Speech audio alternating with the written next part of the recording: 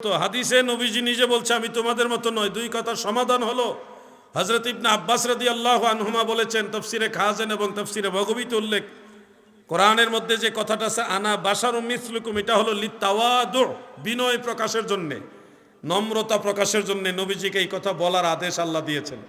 শুধু নবীজিকে বলার আদেশ দিয়েছেন, সবাইকে না। আল্লাহ তাআলা বলেছেন কুল, হাবিব শুধু আপনি বলুন, সবাইকে বলার জন্য পারমিশন দেওয়া হয়নি। নবীজি বলবে আমি তোমাদের মতো মানুষ। এটা নবীজির জবানে বলার উদ্দেশ্য হলো বিনয় প্রকাশ করা, নম্রতা প্রকাশ করা। আর আল্লাহ রসুল সাল্লাল্লাহু আলাইহি সাল্লাম দুনিয়ার মানুষকে বলেছেন লাস্তু কাহাদিকুম, আমি তোমাদের মধ্যে কারো মতো নই। এটা হলো সবার জন্য ফাইনাল। নবীজি বাশার, কিন্তু বেমেসাল বেনজির বাশার, নবীর মতো কেউ না। আহলে সুন্নাতুল জামাতের আকীদা আপনাকে বুঝতে হবে ভাই। হযরত আদম আলাইহিস সালাম বলেছিলেন রব্বানা যালামনা আনফুসানা, এই যে যালামনা, আমি জুলুম করছি। এখন আদম আলাইহিস সালাম এই কথা বলছে, ওনার মুখে মানাইছে, উনি একজন নবী, নবী হয়ে বলেছে যালামনা, আমি জুলুম করছি। এখন আপনি যদি বলেন আদম নবী জালিম ছিল, আপনার ঈমান থাকবে না।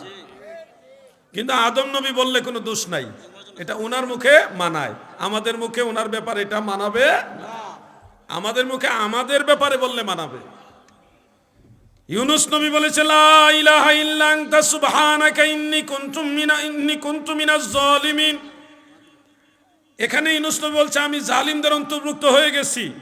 ইউনুস নবী এই কথা বললে ওনার মুখে এটা মানাবে। কিন্তু আপনি যদি বলেন ইউনুস নবী জালিম ছিলেন, আপনার ঈমান থাকবে না।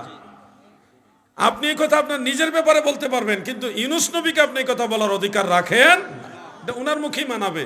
নবীজি বলছে আনা বাশারুম মিসলুকুম, এটা নবীজির মুখে মানায়, কিন্তু আপনার আমার মুখে মানাবে না।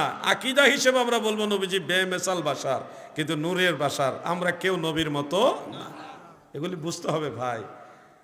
কিছু শব্দ আছে যেগুলি ঠিক হলেও অনেক সময় বেয়াদবি প্রকাশ করে, ঠিক হলে অনেক সময় বেয়াদবি প্রকাশ করে। যেমন আপনি যদি মাকে মা না ডেকে বলেন আব্বার স্ত্রী, কথা ঠিক, আপনার মা আপনার আব্বার স্ত্রী, কথা ঠিক, কিন্তু এটা আপনি বললে মানাবে না। আপনি মাকে মা বলেই ডাকতে হবে। আপনি যদি মামাকে বলেন মামা, মামা ঠিক আছে ওকে। যদি বলেন আব্বার শালা, কথা ঠিক, কিন্তু এটা আপনি বললে মানাবে, আপনার মুখে মামা বললেই মানাবে। কিছু কথা আছে আপনি যদি উম্মত হয়ে বলেন নবী আপনি আমাদের মতো, এই কথা আপনার মুখে মানাবে না।